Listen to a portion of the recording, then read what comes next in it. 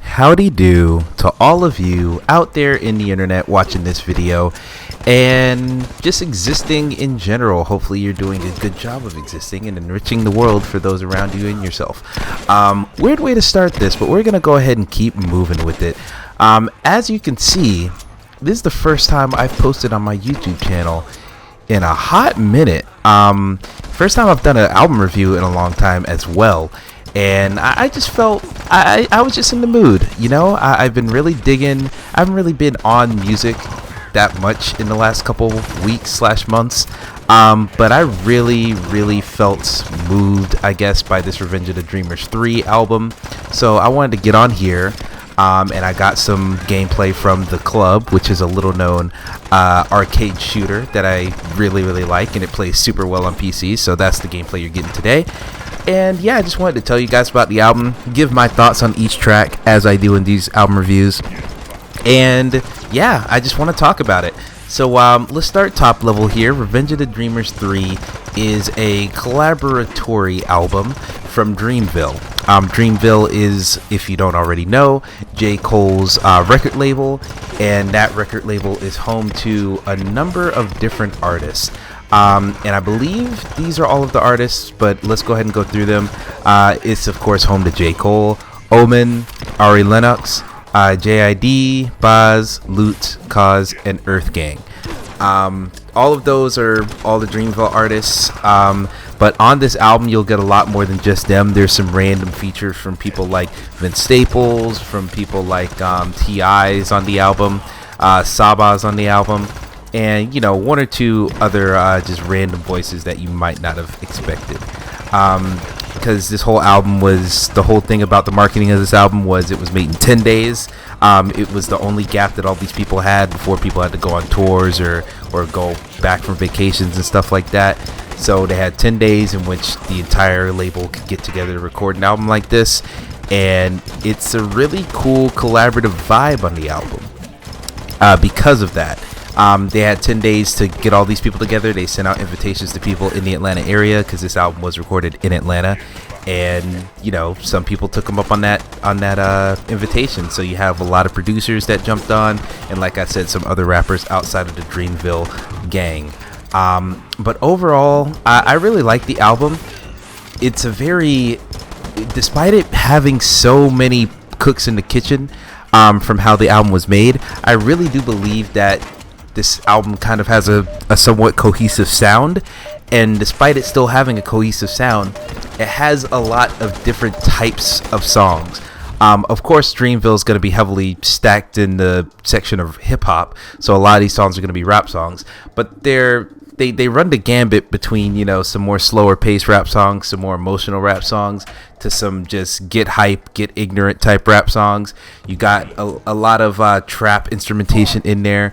You got a lot of like spooky sci-fi trap songs, and you got some more like hype, let's kill somebody today type trap songs. And so I really like that it kind of bounces back and forth, or not even back and forth, it just runs all over the place with the types of styles it has on here. And so without going too deep into what I think on the whole album, let's go ahead and do our track by track breakdown, which is what we do on these video reviews. And we're gonna go ahead and start with the top track. Now here's the thing, these tracks, 18 tracks on the album, which makes it seem like, oh my god, this is gonna be a super long album. But all of these tracks, there's not a single track on here.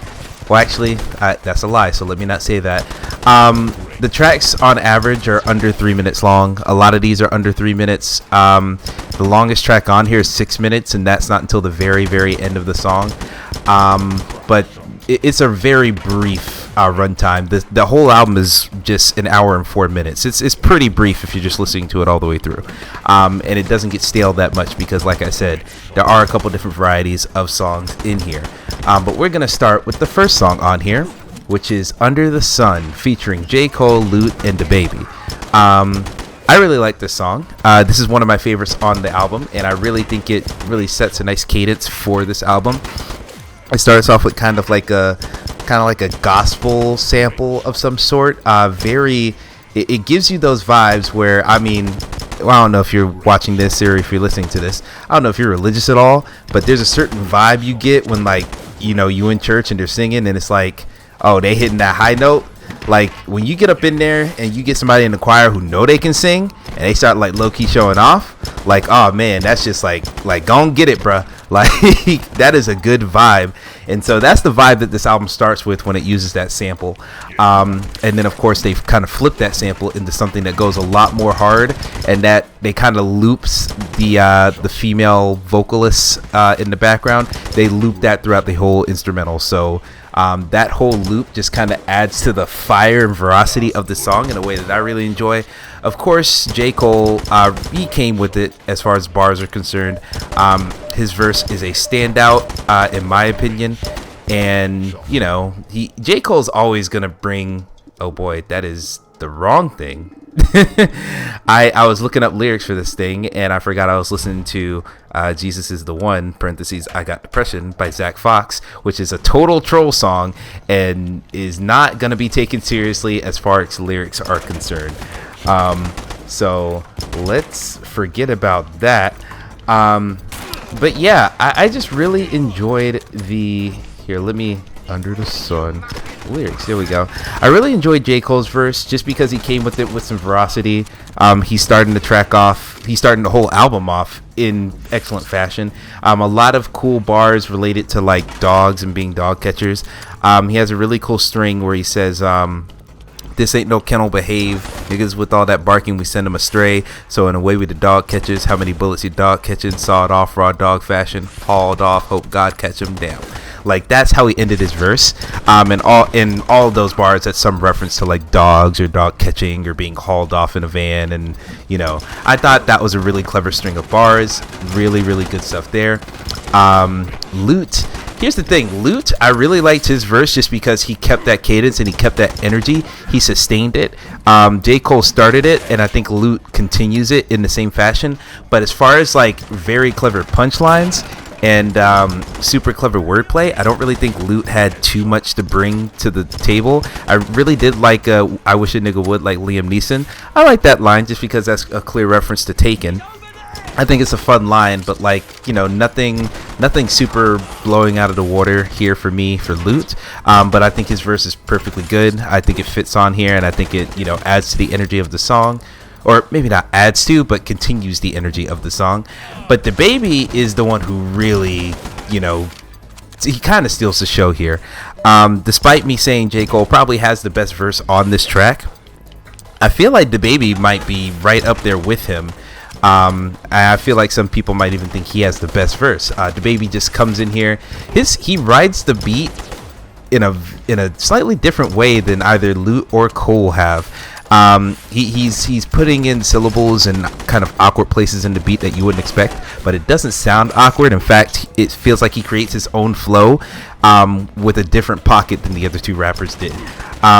And he has a lot, and I really like his cadence. He kind of ends every single bar with a certain string of syllables that I really enjoy. Like, just to read off a few of them. Remember back in college, bitches knocking on my door. I ain't never let them in. Now you know that's cap. I know I hit a few. Ain't no job selling gas like I'm Jiffy Lube. Had a freak, used to fuck her boyfriend in class. I hit her from the back from like 10 to 2. No talking back, I will mention you. And he, like, comes back to that boom boom, that kind of those two punches of syllables right there at the end of a lot of his lines, and he sustains that throughout his whole verse, and I really love that. So overall, Under the Sun, great track. And the really big thing that you can instantly hear when you listen to this song, surprise vocals from Kendrick Lamar over on the chorus. Now he doesn't have a verse, and I wouldn't even call what he says as a verse or what he says as a chorus, because it doesn't really rhyme. It's not really in beat to the music. It's more of just like an extended ad lib, at least what it sounds like, and definitely sounds like Damn era Kendrick, so it's something somewhat more recent. But I really a pleasant surprise to see Kendrick on here, uncredited of course, but yeah, hopefully this is to imply or tease that collaborative project that has been teased for like half of my life. Hopefully that's coming out soon, but I'm not holding my breath. It's been so long. So yeah, Under the Sun, Super awesome track, and that takes us to the next track, which I've actually heard before the album came out because this was a single, Down Bad. And Down Bad features JID as, you know, kind of the lead man on this track. JID, Baz, J. Cole, and Johnny Venus of Earth Gang. And I gotta be honest, I really dug this track. I don't know why I said it like, oh, I gotta be honest. Oh, also Young Nudie. Sorry, Young Nudie's also on this track. Yeah, I really like it. It's just a good song. The beat is very like, I don't know how to explain it. It's not creepy. It kind of reminds me of like if you took the Batman theme song, where it has like a bunch of like aggressive trumpets. Maybe it take the aggressive trumpets of a song like that. When I say Batman theme song, I'm talking about from like the original like 1960s ish show. Take some aggressive trumpets from there and then make it a little bit spooky, and then add some like, I don't know, it sounds like very, it's really hard to describe. You guys are gonna have to listen to this one, but it has a vibe of like some classic like 80s, early 90s like posse track hip hop, and the fact that there's so many rappers hopping on the beat as well kind of adds to that feel. It's a really good track for that. And yeah, I mean, I just really dig this a whole lot. Just this instrumental's great, and then of course everybody hopping on the track does a pretty good job, with the exception of Young Nudie or Young Nutty. I'm not sure if it's Nudie or Nutty. The tragic thing is there's so many rappers on this track, and the track isn't even 3 minutes long. I think the track total, it's 2 minutes 49 seconds. So like there's barely enough room for people to get off as much as they would like to, I'm sure. And Young Nudie is one of the people who kind of suffers. He starts off the track, but his verse literally gets chopped off. Like he maybe gets like 8 bars or so, and then it's over for him. But it's okay. He comes back up in the track list later on, and he gets to, you know, at least have a full verse in there. So yeah, but then shortly after Young Nudie, who, you know, is perfectly fine, JID comes in, and JID, just such a dynamic flow from JID in every single song he's in.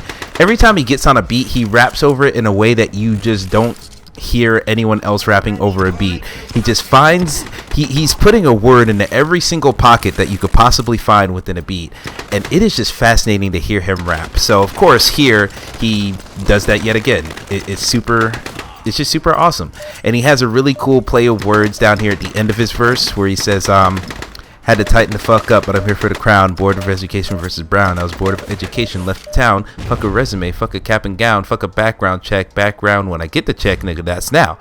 Like, oh man, the first time I heard that, I was like, yo, I had to like, I think I might have paused the song just to like freak out a little bit, because that's just like, that's a cold string of lyrics basically saying along the lines of, hey, fuck education in the typical way of doing it. I'm gonna get the money right now.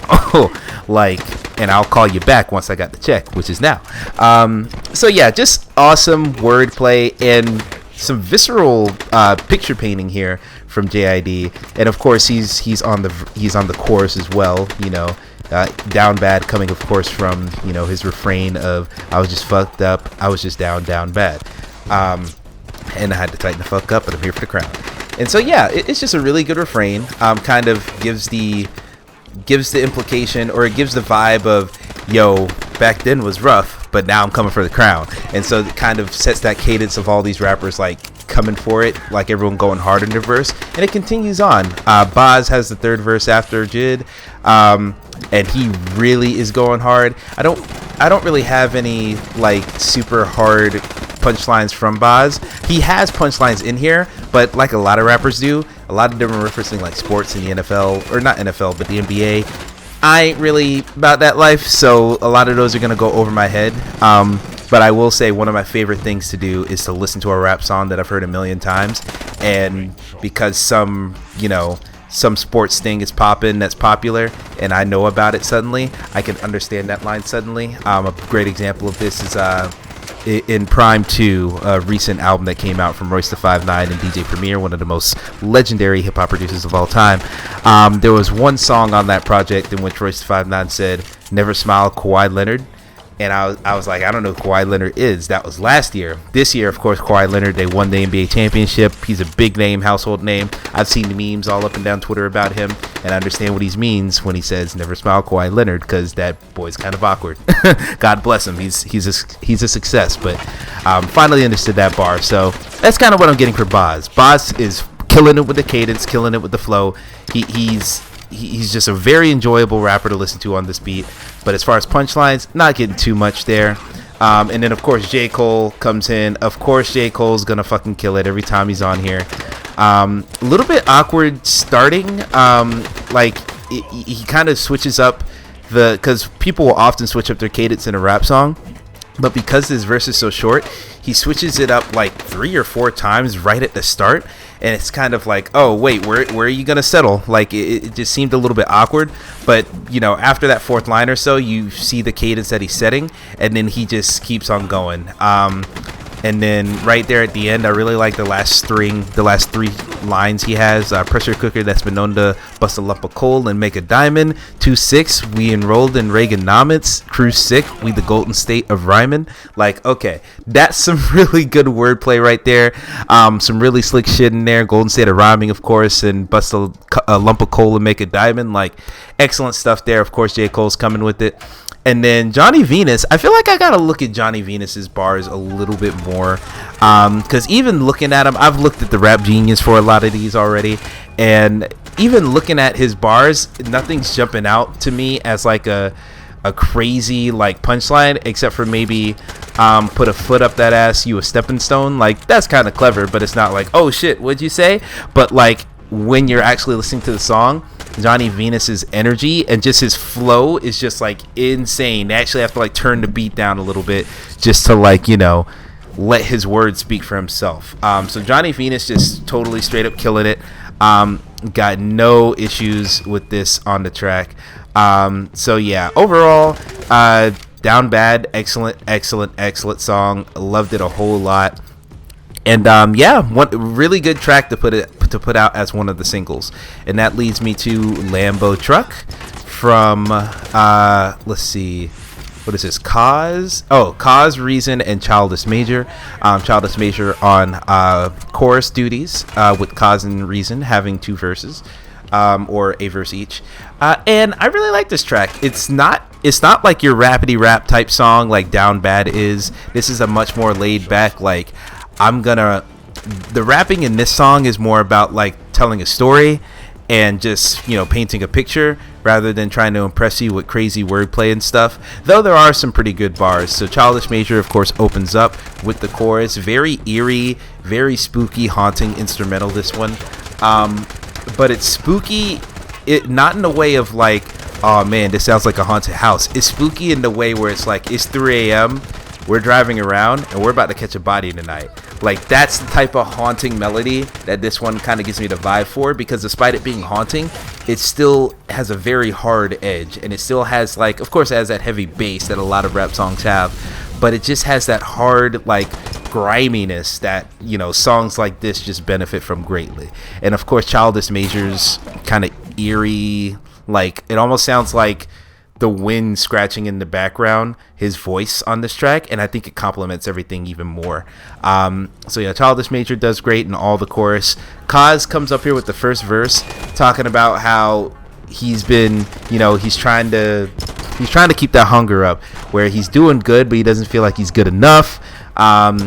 And the lines right at the beginning kind of, paint that picture very effectively. I got something by nothing. Bills like nymphos, they keep coming. Always something.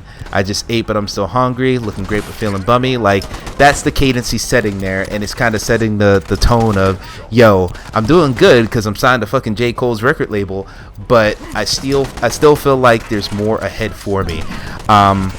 And so he's kind of setting that cadence of, having that hunger because of that. He still is hungry because he doesn't feel like he's reached his peak yet. And then he's, giving a shout out to Reason, who's also on this song. Reason is, of course, signed to TDE, Top Dog Entertainment, which is the same record label as Kendrick Lamar, SZA, Schoolboy Q, J-Rock, a lot of these other more popular artists. And he's just, giving props to Reason and everybody over there in a couple bars here, which I really appreciate. And then just talking about how he kind of connects it to seeing how great they're doing at TDE and saying how, I try to tell Cole to keep that bag coming and he's busy and everything. But like, if I ain't getting more money from the label, I might have to, turn to doing some shady shit, like go back to what they do on the block and stuff. And I really like what he says, the final line of his verse. So if I can't get a response from my label and get some more food on my table, we can turn this thing into a fable and take what I can if I'm able. Like, oh my God, like that was super crazy. If you don't get that, Cain and Abel is a fable from the Bible. So saying take what I can if I'm able, like that's just super clever to me. And yeah, it just paints a really vivid picture that after another, introduction from chorus, not intro, after another chorus from Childish Major, we get Reason, who's talking right off of that same point. But Reason kind of comes to it in a much more subdued but also a little bit more playful way, where he's not like trying to rapidy rap. Kind of like Cause came in a little bit more aggressive onto the beat. Reason is a lot more chilled when the beat starts. Like he's repeating himself and he's talking in a cadence that is like specifically and intentionally slower paced. Like literally he starts off top dog with some dreamers, can't believe it, you surprised. And it's like he says that, and then the song like cuts out for a little bit to kind of let his words and the impression of his voice speak more for itself than, his flow or anything. And I really like that. It really sets a cadence, and it really matches that spooky instrumental that I said earlier. And then that third time's a charm. I've been charming, Cause been evil. You get clips this Hammer Regal, like you clips Hammer Regal, like movie clips, everything like that. Like I think that's really clever. He has some clever bars in here, Reason does. But what I really love that Reason does is first half of his verse is just saying a whole bunch of like big boss and like, I'm doing dope. I'm a big boss. I'm just spending all this money. I am the best. And then right at the end, he's like, nah, bro, I'm playing. Like I ain't been in the black in a while. I've been broke too long. My bills are stacking up. And then at the end of his verse, he's like, literally the words he says is, Cause look, I've been broke too long. Bills too long. Can't hide that nigga. Cole just pulled up in a Lamborghini truck on the homies and God. We should rob that nigga. And it's like Cause and Reason going back and forth about how they should rob J. Cole, which is wild. But like, it's such a like off-kilter thing to even put on a song, and it's just like, it's clearly like it's funny, like they're just dicking around, but like, they're like talking about the logistics of robbing J. Cole, and eventually they just come to a truce and say, hey, Reason's gonna rob J. Cole, and because Cause is in Dreamville and Reason's from TDE, then Cause is gonna rob Top Dog, who is the head of Top Dog Entertainment. So yeah, it's just a funny exchange. It's really cute is not the word, because this song is way too hard for a term like that, but it's just a really entertaining back and forth, and it just re-illustrates the griminess that they both come from and the griminess of the song, and I really appreciate it. And on to the next song, which is Swivel from Earth Gang. Now this song took a while for me to get into, and I think mainly that is because the start of the track is it kind of starts abruptly. A lot of these songs kind of have a introductory section where it kind of gets you used to the beat, or they're talking before the beat fully drops. This one, you just walk in and the beat's already going, and it's like, it's kind of off-putting, to be honest. But I really like the track ultimately. It took me a while, but I did come around to liking the track. Now, this is by both members of Earth Gang. We've already talked about Johnny Venus. He made an appearance on Down Bad. But this one has Dr. Dot, which is the other member of Earth Gang. And he kind of takes the introduction and the chorus duties. I feel like I don't listen to too much Earth Gang. I'm just now starting to listen to them a little bit more thanks to this album.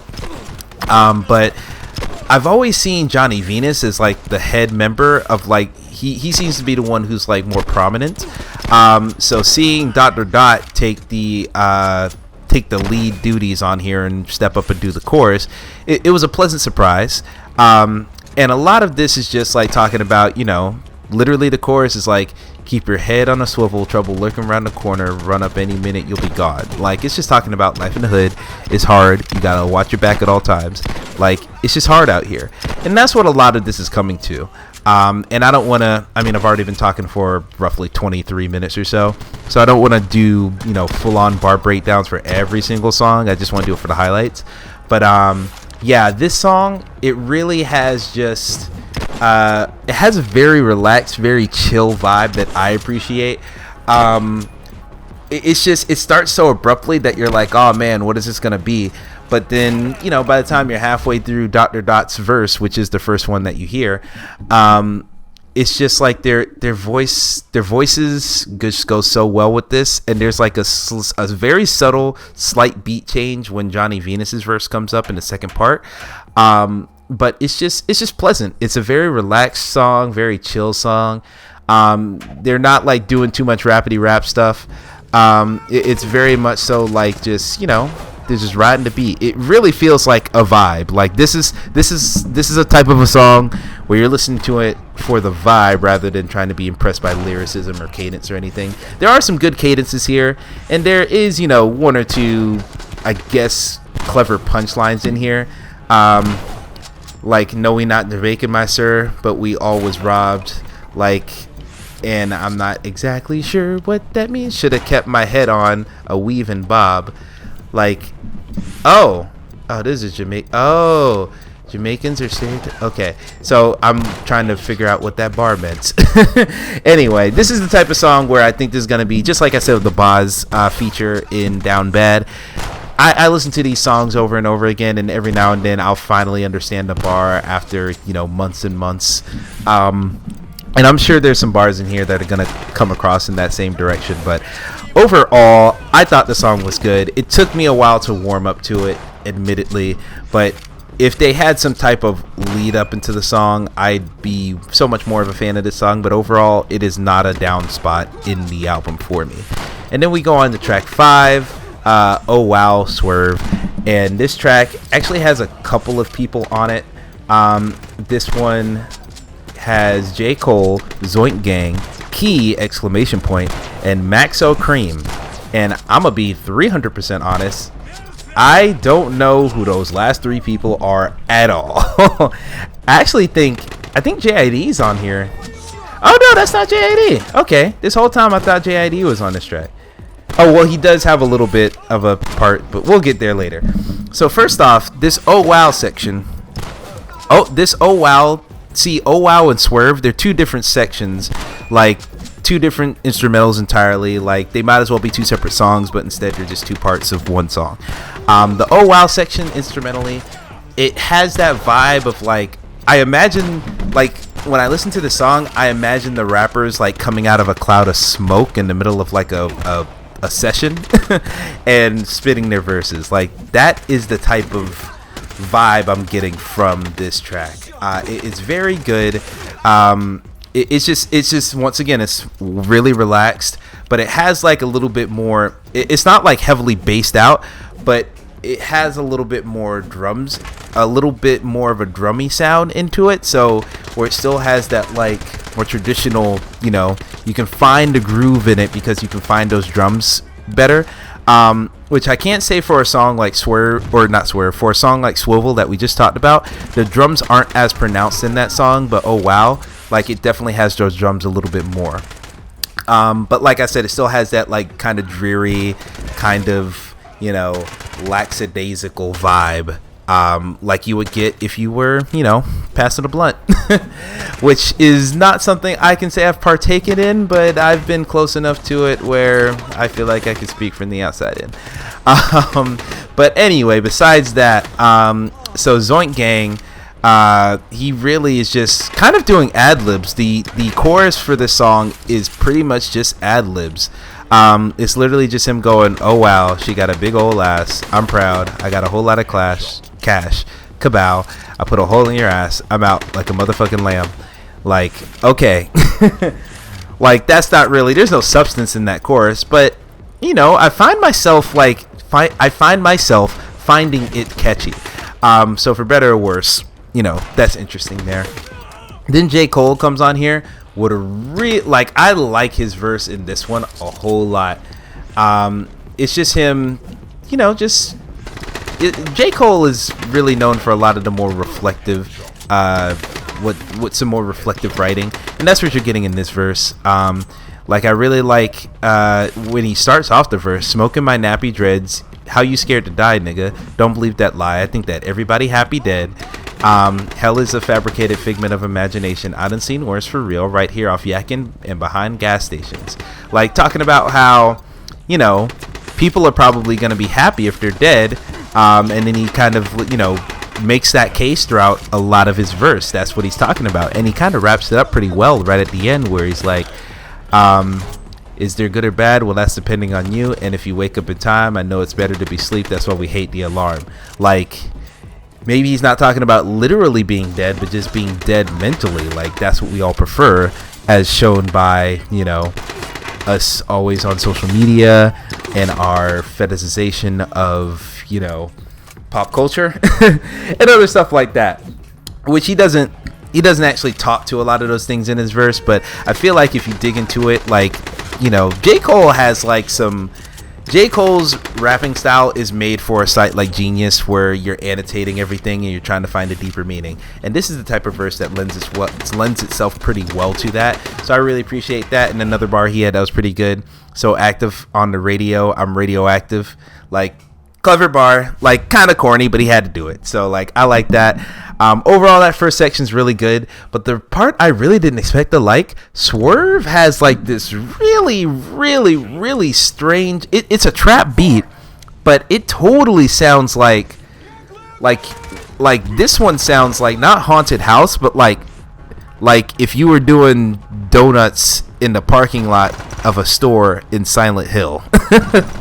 That's what it sounds like. Like, it sounds like I'm turning up, but like I'm in a haunted city or like a broken downtown. Like, this is some like we getting lit in front of Raccoon City type vibes. Like, it is very strange, but I like it so much. And then the verse on this one, well, first off, the chorus is from Key ! I don't even understand what it means, but it's just like some fly shit that just sounds right. Like, and in the chorus, he keeps switching it up every single line. Like, literally, here's how the chorus looks, and just take note of like how much he switches up the cadence of these words in every line. If I keep moving like this, then I'ma glide. Happy on the inside, jealous on the outside, and I know it inside out. Hey, what this shit here mean is just Japanese. Like, that's a lot. Like, literally every single line, damn near every half line, it seems like he's switching up the cadence of his words just a little bit. So like, it's just really cool. I like that chorus. I don't really know if it is meant to make any sense, because it don't look like it made no damn sense. And I actually don't think he says Japanese. I think he says this, that, Trapanese instead of is this Japanese. But I'll let whatever site I'm reading these lyrics from go. You probably guess which one I'm reading from. I've plugged them multiple times. And then you get Maxo Cream, who delivers a really, really solid verse. He just rides the beat. I like his cadence on this beat. He doesn't necessarily have like that typical trap rapper type of flow that you would expect. Not like Amigos type flow, but he's definitely riding the beat in a more lackadaisical, more laid back tone, which I think applies to this beat well. And I really like his extended Friday metaphors that he uses at the end. Like, let's see. Like, literally, last 4 bars, Maxo Kobe, holy moly, serving smoky like I'm Day-Day, running out of dog food like I fed Chico, put a brick on your head, you get dropped like Debo, I'm slinging straight bricks like Craig, trying to drop these bows. Like, Day-Day's a character from Friday, Smokey, Chico, Debo, Craig, all of those are like referencing things from either the movie Friday or from the series.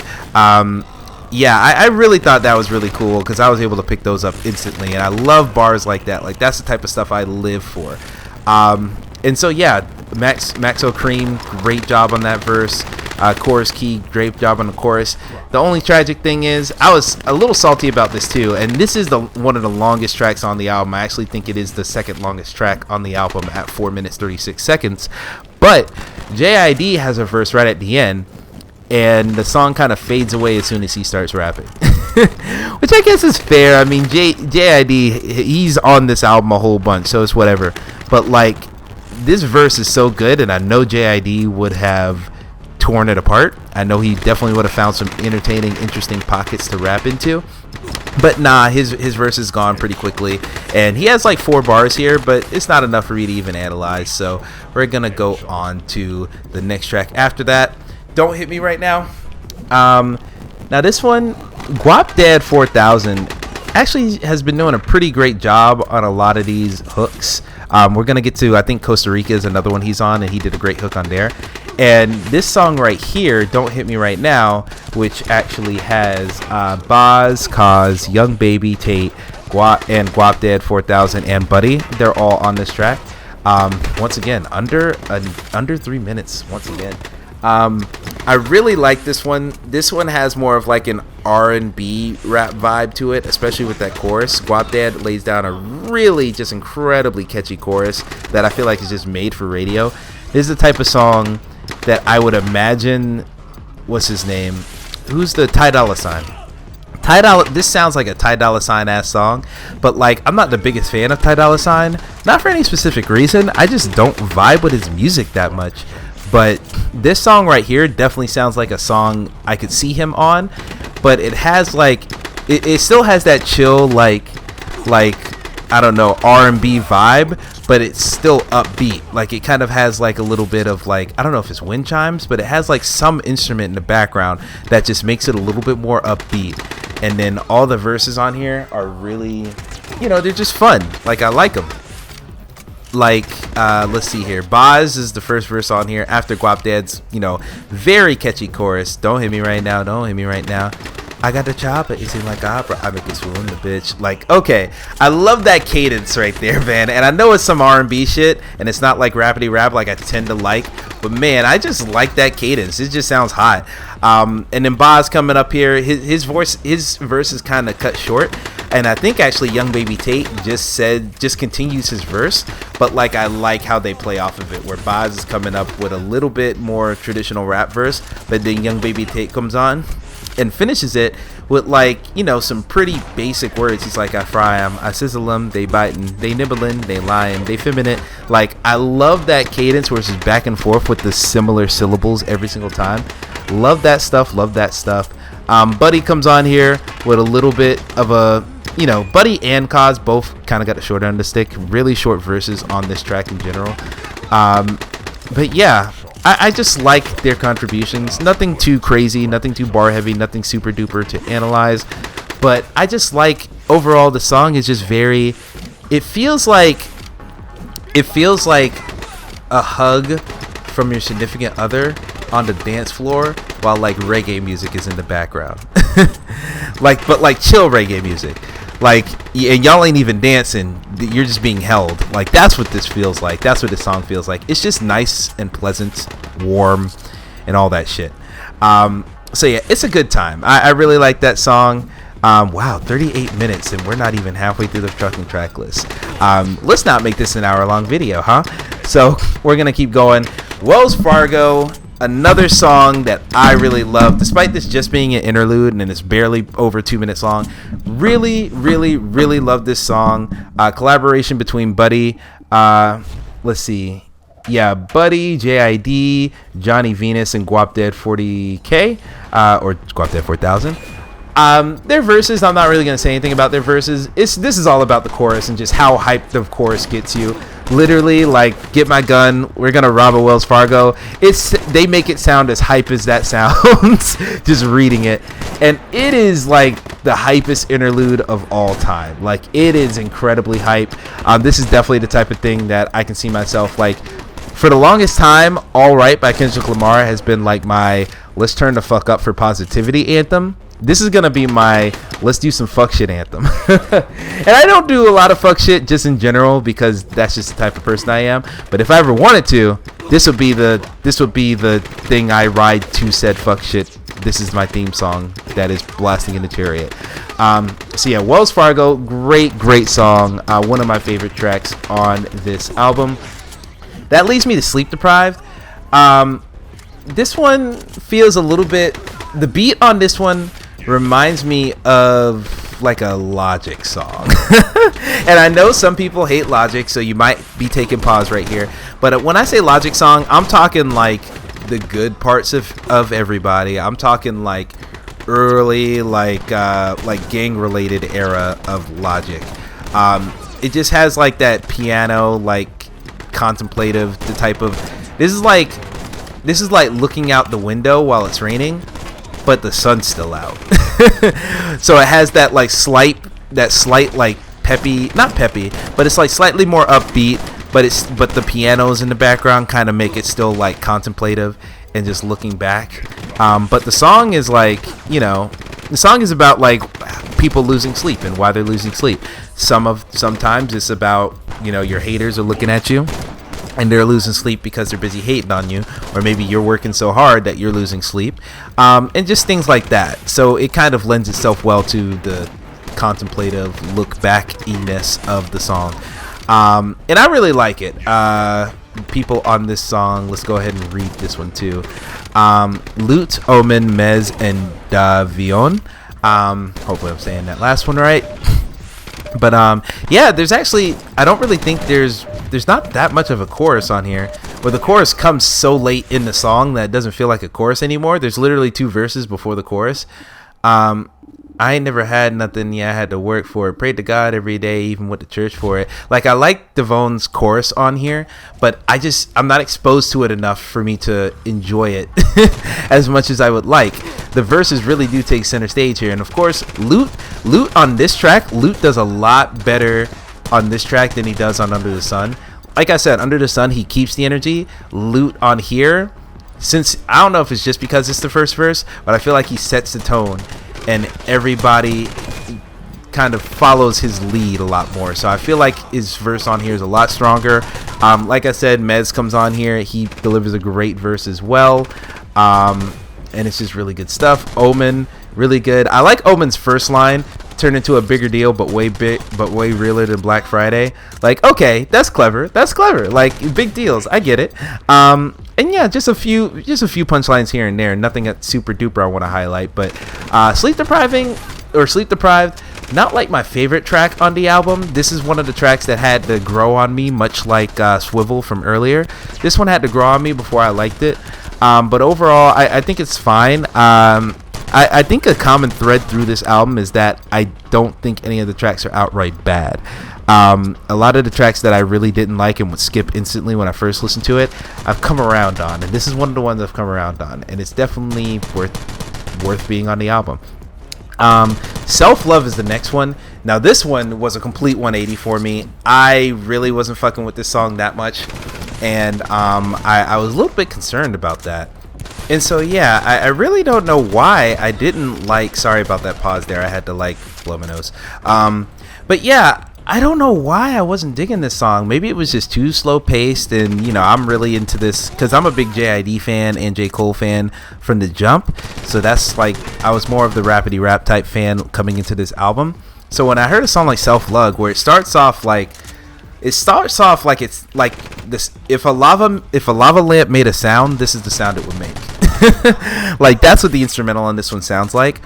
But it's very groovy, very like, not, I don't want to say Lauryn Hill, maybe her vibe, but not necessarily her music. Like, this is not Miseducation sounding. It's a lot more chill than that, more in the R&B direction than I feel like Miseducation of Lauryn Hill was. But it definitely has a great sound to it. It took me a while to recognize it, but I really like how Ari Lennox sounds on this track. And Ari Lennox, her voice has a lot of personality to me. I might have to go and check her album because I don't listen to too much R&B. But Ari Lennox, like, I'm a big fan of people with very distinctive personal voices. Like I've talked about in previous album reviews where I listen to Ariana Grande, because that voice just, I think she has one of the strongest voices in all of pop music right now. And so I'll follow her to the ends of the earth. Okay, maybe not really, but I like her music because of that. I think Ari Lennox is going to get in that direction for me. I should listen to her album before I say that. But yeah, she sounds wonderful on this. Wonderful in the first verse. Wonderful in the chorus. I was expecting more rap on a track like this, but her voice is so great. I don't mind that she's rapping for the first, couple parts of this. Also, Baby Rose, another very distinctive voice, maybe even more personality than Ari, honestly. But Baby Rose just comes with so much personality. I just loved hearing her on this track. Just awesome stuff. And then we finally get some rapping from Boz. And even though it's not like much of a bar, he says something along the lines of I got secrets that just can't leave tour. Like I like that. It just adds a little bit of more, makes it a little bit more personal for me. And then I like the little cadence he has at the end where he says, shameful hands took your hand, led you astray, as you would say, as soon as way clash you adjudicate, as for the date it was like last June of May, we were like, let's do the break. Like, okay, that's a great cadence. Like, it's not the most lyrical miracle thing I've ever heard, but like the way he says that is just super cold. Like, Boz on this album, I already liked that one song he has, Tribe, with J. Cole. Like, I like that song, but I've never been like that much of a Boz dude. Like, I don't look out for him or anything like that. This album is definitely turning me onto Boz a lot more. I'm gonna have to check out his album as well. Blessing Jr. already told me that I should do that on Twitter, so I'm gonna take his advice and finally get around to that. But yeah, this song is really like, it just hits the spot. Like, it's all about self-love is the best love. And that is a message that especially someone like me needs a lot of right now. And I am like, every time I listen to this song, it just feels like a warm hug. Like a warm hug. Like I said earlier, where what song did I say that about earlier? Don't Hit Me Right Now sounds like someone's just holding you while you slow dance. Self-love sounds like you're just laying in someone's lap and they're just holding you while you're just sitting there. Like, it is great. Like, Self-Love, one of my favorites on the album. Took a while for it to get to that favorite. Had to grow on me, but really good track. Then we have Ladies, T.I. and Jid. This is almost an entirely Jid track. Like, Jid has, the better first half of this track. And then T.I. jumps on for a really brief verse and then some ad-libs and, outro words at the end. The instrumental is very, like, this is one of those songs where it's like, there's a common thing in raps. There's a common thing in hip-hop where people just list off, I had a girl over here, here's how she was. I had a girl over here, here's her personality. Like, they just list off the women they've been with. And, it's a fairly common trope in hip-hop.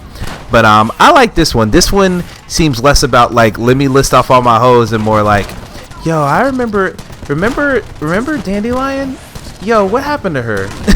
Like, it feels more contemplative and look back at, like, the fond memories rather than, I got a girl over here, I can call her right now and get some. Like, this is more just thinking about, like, the specific time JID had with all these women and thinking about, why he liked them and why he had to break things off. Like, it's very cute, which is, once again, JID goes hard in a lot of his songs, and a lot of the songs on this album go hard, but just JID's verse on here is cute in the way that it's like, oh yeah, that's good.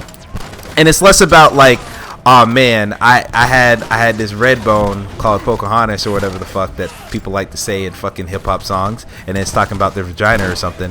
But like, all of JID's reasonings for each of these girls coming up in his mind are like things specific to like their behaviors rather than their body, which is, pretty refreshing. And I like to see things like that. I think JID had a great verse here.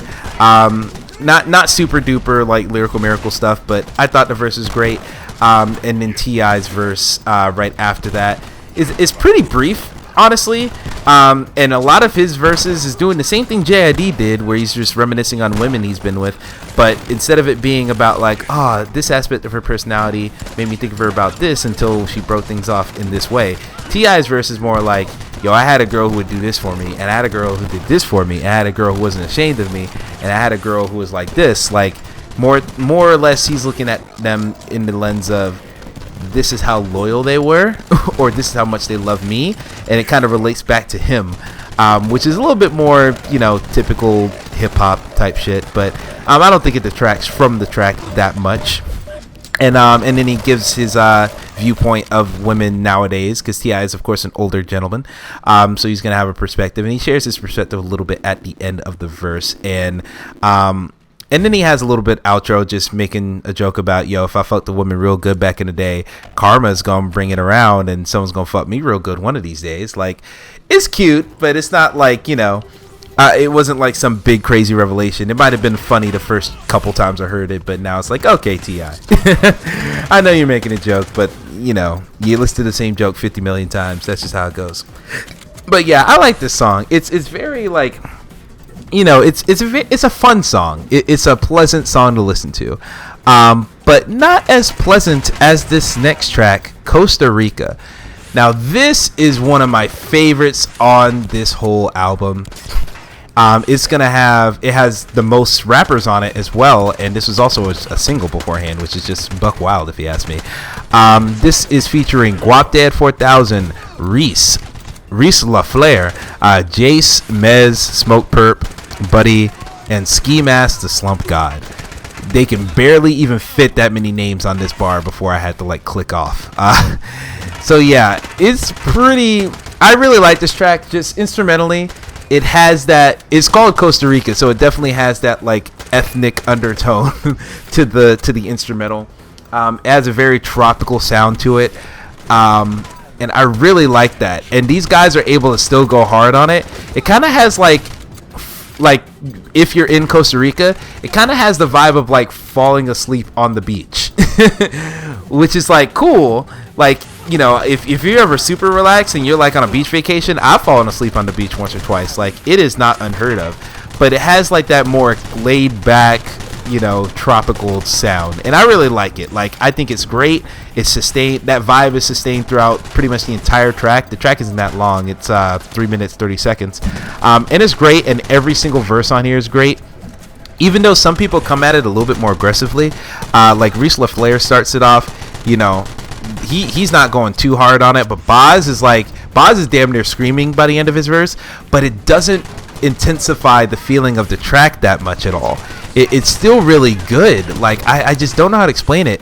Everybody comes with like different cadences. Even Mez gets on here. Mez is trying to like lyrical miracle kill you with the bars and the cadence and the flow and the punchlines. Mez is really coming aggressive at this beat, but it doesn't make this song come off as like a rapidy rap song, even then. Like, I don't know how they do it, but this instrumental it just maintains a pretty chill vibe throughout, and I love it for that. And it got rappers like, I don't listen to like rappers like Smoke Perp. I don't really fuck with that much. No disrespect, it's just not something that I really, things I've heard about Smoke Perp and songs that I've heard from him, I'm like, maybe not my thing. But then you got someone like even Ski Mask the Slump God. I'm not usually fucking with him either, but like, he comes on here. Let me rephrase. Ski Mask, I haven't really fucked with historically. I think he's a similar case to Smoke Perp, where some of the songs I'm like, yo, that sounds weird or off kilter or on some fuck shit. But I actually listened to Slump God's latest album, Stokely. I don't know if it's his latest album, but I've listened to that album, and I actually liked it quite a bit. So now I consider Slump God someone that I actually fuck with pretty heavy. And he comes on here, he does his damn thing, and he has such a different cadence and such a different vibe than all of these artists. Even JID's on here, of course. Lots of bars and awkward pockets in the beat. Really funny line where a girl in the airport mistook him for Sway Lee. Thought that was really funny the first time I heard that. But then, like I said, Ski Mask comes on here. It just sounds completely different from everybody else, but he just makes it really fun. Like, there's one bar where it seems like everybody's singing along, where it's like, okay, going on a date with an AK, and then everybody joins in the second time. It's like, hey, going on a date with an AK, hey! And it's like, it's just the vibe of this just seems really fun. Like, I don't know, this song is just really, really awesome to me. I don't know how to explain it. Hopefully I've done a good job just describing it there. But yeah, it's a great track. And so we are in the home stretch, y'all. Not too much left. God, I've been talking for fucking 54 minutes. What is my problem? So yeah, 1993. This is a long track list, I guess. 1993, really good really good really good song. This is like I think this is, despite me saying some songs on here sounded like, you know, they were weedy, this seems like the actual, like, yo, we passing a blunt around type song. Like, this is like the weed posse cut. and I think it's really fun where everyone who hops on this beat, they really don't get a chance to like rap their full verse, because it's kind of like passing the blunt, where you take a couple hits, you might not get your full, you know, you might not feel it yet, and you might not get the pull that you might want, but like, you got to pass that thing off because we passing this around. And I think that's the vibe that they're going for when they're, you know, letting people, you know, rap on the verse a little bit, and they got to pass it. And then not everybody on here gets, you know, that much time on here. Like Samino starts with the first verse. He gets cut off after like 6 bars. Kaz is on here for like 8-10 bars, and he gets cut off. And then what? Dr. Dot is on here. He doesn't stay on here long, and then JID gets cut off, but JID has the longest verse on here probably. And then even J. Cole hops on, but he gets cut off super short. Like, he gets cut off after like maybe 7 bars, which you wouldn't expect from J. fucking Cole. Like, you expect him to take over the track. I just thought it was cool. The whole track just has a fun, like, not serious vibe. Buddy just cutting everybody off every now and then. It's like, yo, nigga, stop rapping. We are smoking weed. Like, it's just fun. Like, it's a fun track to listen to.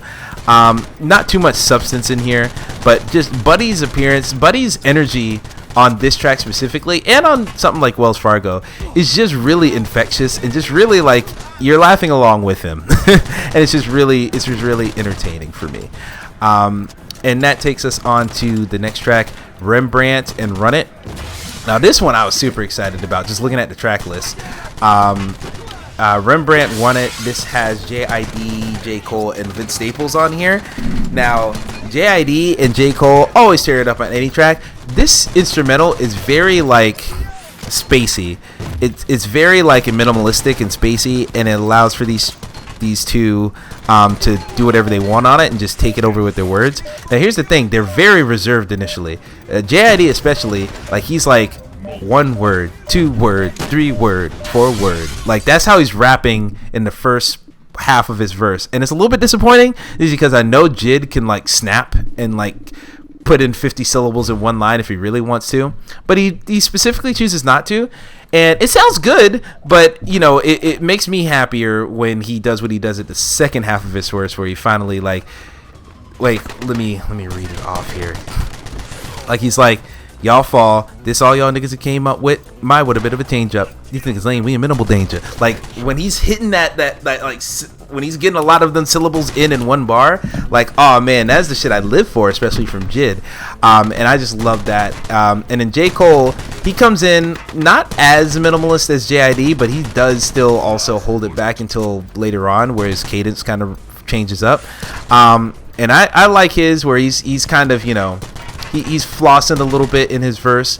Like, line him up on the wall, 3 deep, final call, knee deep, squeeze 3, beep beep, Tylenol, like pain relievers, like talking about how, you know, he's lining them up and squeezing 3 bullets, and then, you know, there goes the hospital or the sirens from the ambulance.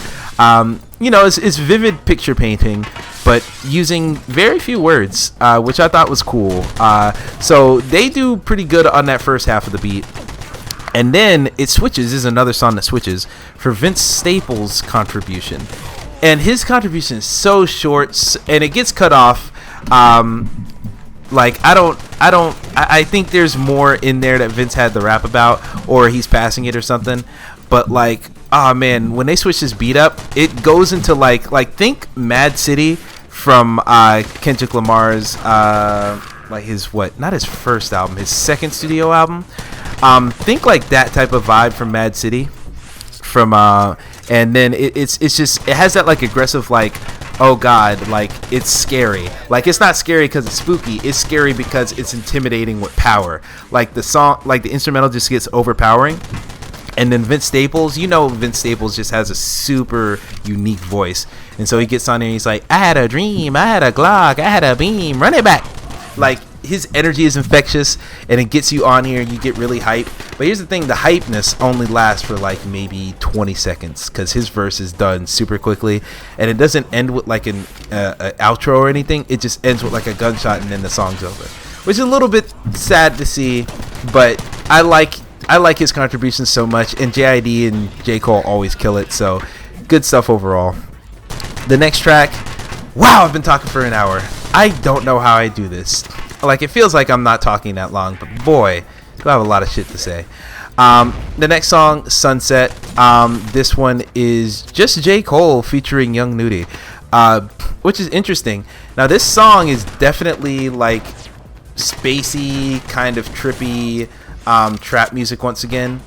And I feel like this beat is kind of, I don't know what to make of this beat until I hear some words on it. Like, I actually found a YouTube instrumental version of this beat, and just listening to it, I'm like, how does anyone rap on this? But J. Cole actually sets up a very interesting cadence on it, and this is actually one of my most listened to songs on this album. Just because of J. Cole's cadence is super unique.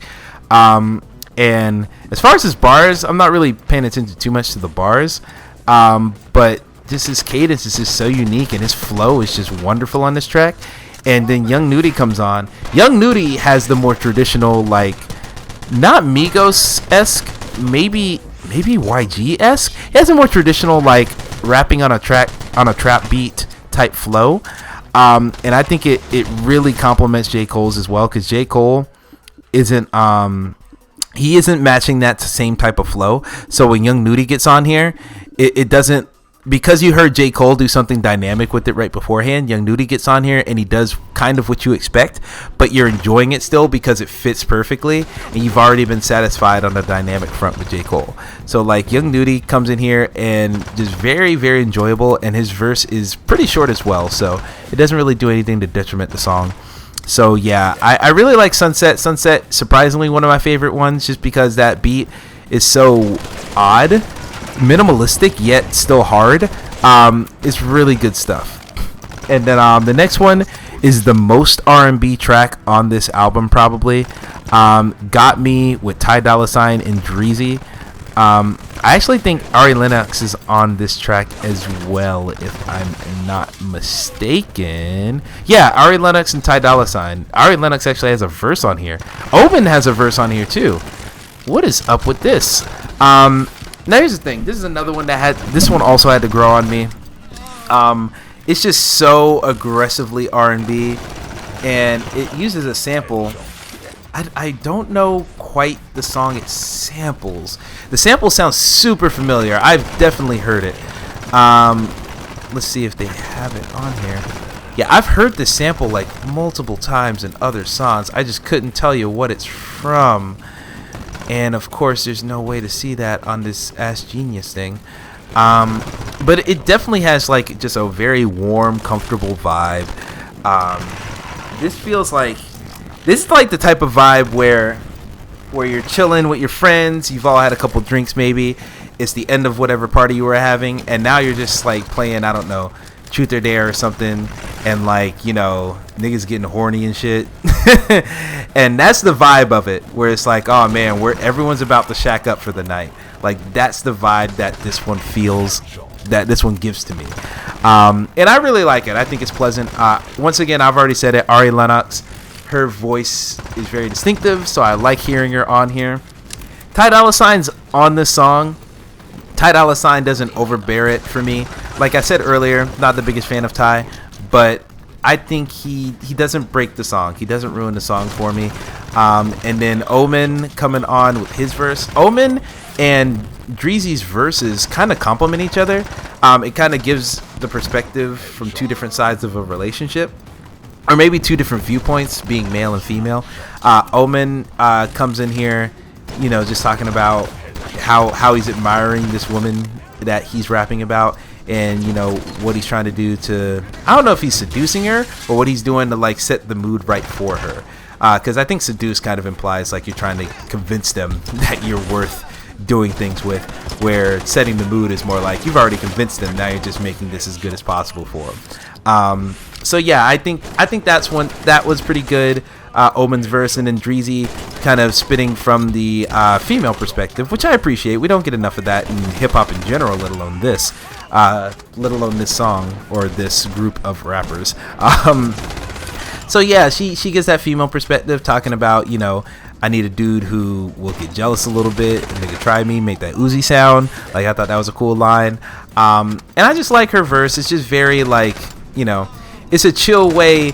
It feels like her verse, the way she spits her verse, it's in a tone that kind of sounds like when, like, I'm not speaking from any experience here, but like when you'll see someone who's like, come on girl, tell me you love me, and she'll like regrettably be like, all right, I love you, like, but like with that like sly smile, that because she's like, yeah, I do love him, but like I don't want him to know. Like, you know how that is. You know, people play games with love and shit. Like, I've seen television shows and movies and I've had friends who are in relationships and then come to me with all their bullshit. So it's kind of like that vibe. That's the vibe I'm getting from Dreezy's verse, and it's endearing in that way because it's a very easy to see emotion. Like, it's an emotion that I appreciate her, you know, shedding light on with her verse. So that's really good. And yeah, this song overall got me just with that it's a very cool vibe to the song, but just it starts off in a way where it just feels abrasive, and plus Ty Dolla $ign starts it off, so I'm already like, your voice isn't my favorite. But overall, song grew on me, and now I think the song has got me. Last three tracks here. Middle Child by J. Cole. Y'all know what this damn song is. I don't have to talk about this song too much. I liked the song when it came out. I dug it. Like, when it first came out, this came out a long time ago. When did this come out? Like early 2019, a little bit back before. Wait, what is that other song? When did J. Cole's last album come out? January. Okay, yeah, this came out like it started the year. Yeah, I was a big fan of it when it came out, and I thought it was super dope. And I love how this is like very much so like not a trap beat, but like a banger beat. This is a song meant to be a banger. This reminds me a lot of Trophies, the Drake song. It has that cadence to it, like that big boss dude, like, it has that championship vibe. Like, this is this is the type of song they play at like NBA All-Star Weekend. And of course, J. Cole performed this song at the NBA All-Star Weekend. But what I love about J. Cole is that he can rap on a beat like this and can still come with some like introspective, like real shit in his bars type stuff. Like, where is it? Like, everything grows, it's destined to change. I love you little niggas, I'm glad that you came. I hope that you scrape every dollar you can. I hope you know money won't erase the pain. Like, that is like true. Like, he's spitting the truth over a beat that is like meant for just like talking about how much you pop bottles or how many women you sleep with and stuff. Like, I love J. Cole when he's in that pocket of like, yo, I'll give you a banger, but I'm gonna still spit the truth. Like, it's great. And he does the same thing on 21 Savage's a lot. And he does the same thing on ATM, which is his own track. I just love it when J. Cole is in that pocket. I think that's the best pocket he should be in, because a lot of the more slow-paced songs that he likes to produce, like think about For Your Eyes Only. That album is so slow-paced, a lot of people just weren't feeling it. You get something with a better cadence on it that's like, you know, has a mainstream ear as far as production-wise, but then still come with your introspective, real-ass shit, spit some facts bars. I think that's like the perfect pocket for J. Cole to be in, if not for every album, for a lot of albums. And I think that's kind of the pocket he's been in a lot of this album right here, Revenge of the Dreamers 3. So I commend him for it. I think this track is great, of course. And yeah, just good. Then we go on to PTSD.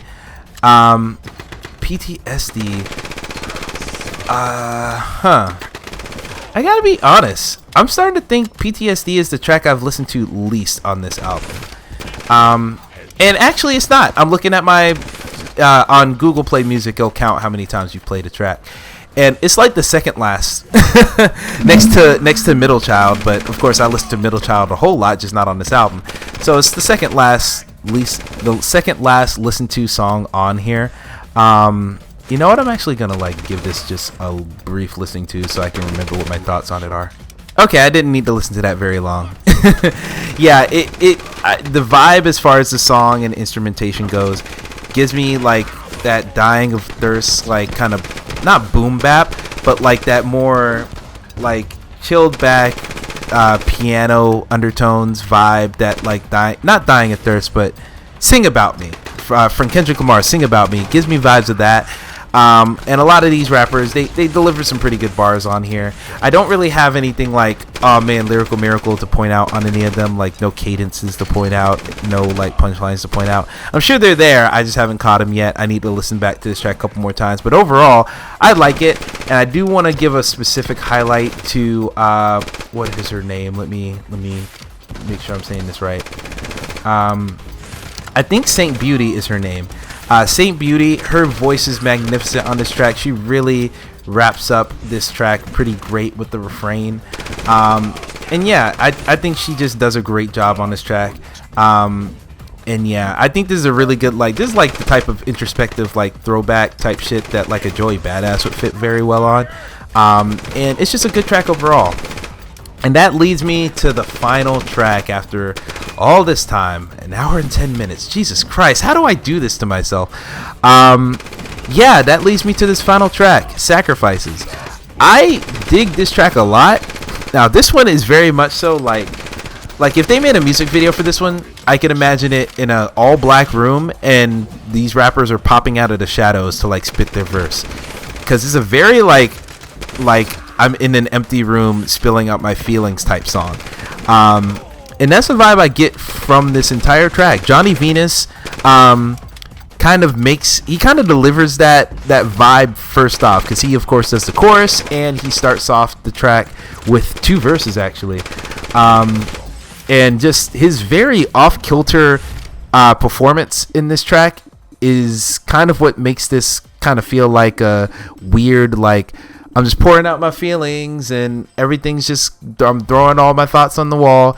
Like, he kind of delivers that vibe to it, especially with his second verse where it's like very like 2 sides of his head battling back and forth. Like, just to read off a few of his bars. A-man, caveman, 2 drinks, caveman, few blunts, ease up, ooh yeah, please up, who cares, who there, do what, wake up, the hell heaven.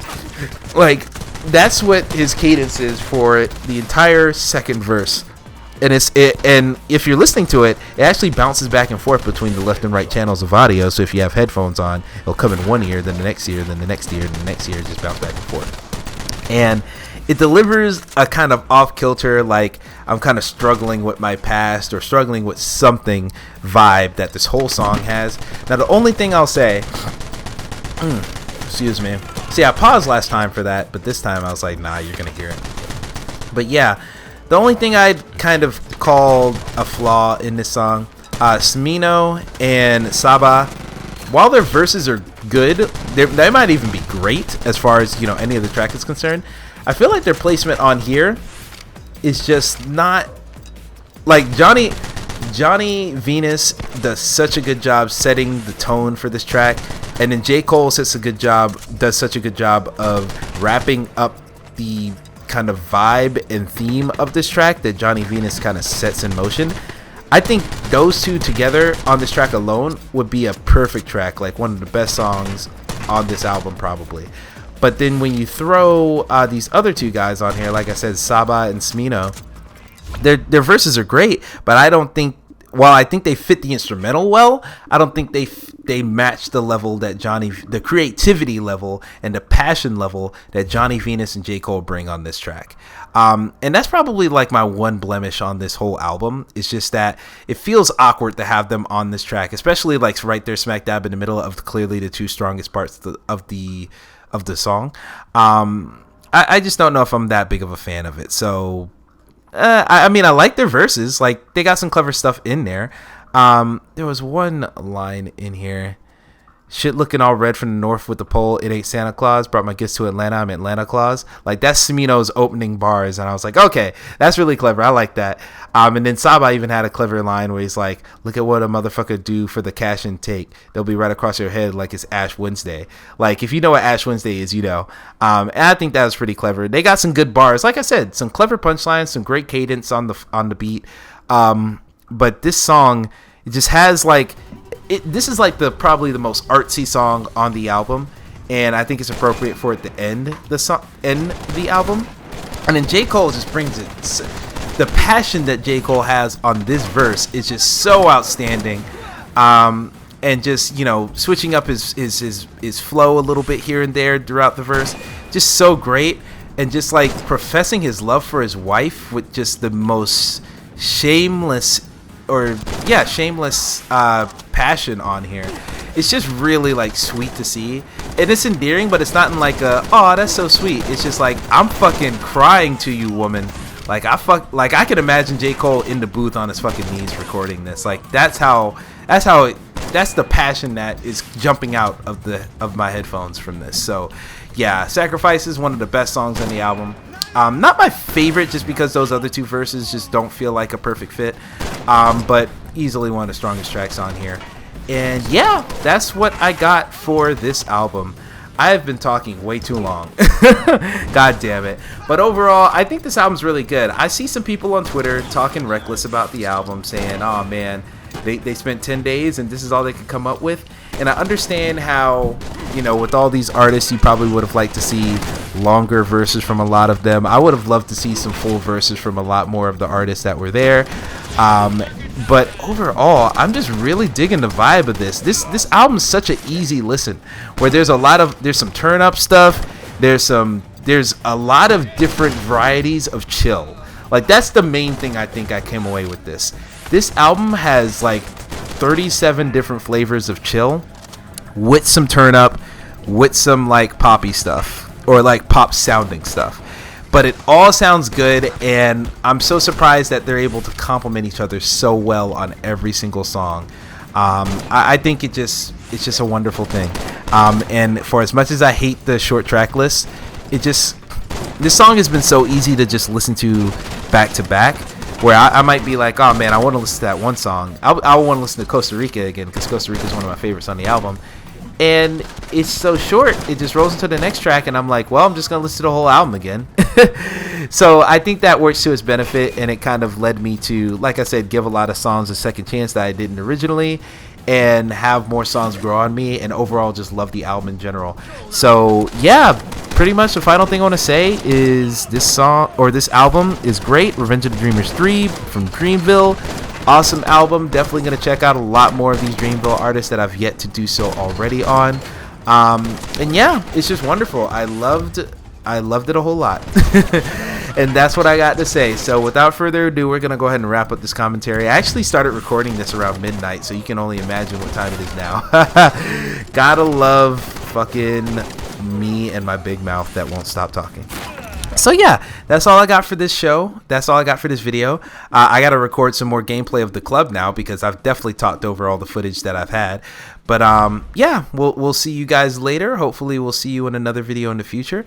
And also follow me on Twitter, of course. I'll be in the description. But follow me on Twitter. I got a lot of stuff I do. I say, make jokes, talk about video games, talk about hip hop.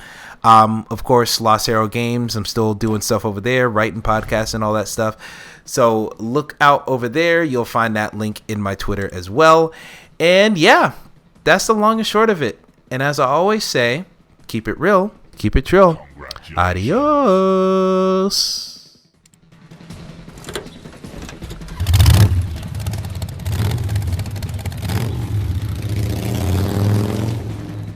His daughter's been released as you promised. You think it was wise to let him go? This is the club. We always keep our word. Besides, we can always use other leverage to bring him back should the need ever arise.